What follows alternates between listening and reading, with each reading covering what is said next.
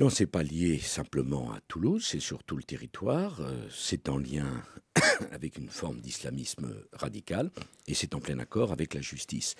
Ce qu'il faut bien comprendre, c'est que le traumatisme de Montauban et de Toulouse a été profond dans notre pays. Un peu, je ne veux pas comparer les horreurs, un peu comme le traumatisme qui a suivi aux États-Unis et à New York l'affaire de septembre 2001, le 11 septembre.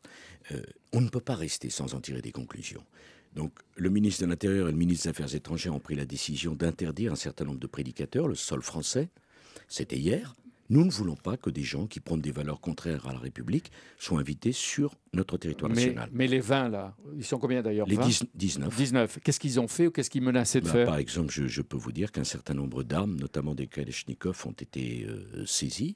Et que dans la République française, quand on habite dans un quartier, on n'a pas habité avec une kalachnikov. Donc il s'agit pour vous et vos ministres de casser des filières qui existent en France. Je ne sais pas si c'est des filières. Ce que je veux vous dire, c'est que nous avons des questions à poser, des questions extrêmement précises à un certain nombre de gens, et que ce qui s'est passé ce matin va continuer. Il y aura d'ailleurs d'autres opérations qui continueront et qui nous permettront également d'expulser du territoire national un certain nombre de gens qui n'ont au fond rien à y faire. C'est-à-dire que le djihadisme individuel ou en réseau est l'objet de toutes les surveillances et de toutes les enquêtes aujourd'hui en France. C'est notre devoir de garantir la sécurité des Français. Nous n'avons pas le choix, c'est absolument indispensable et c'est le premier travail du chef de l'État que de protéger les Français.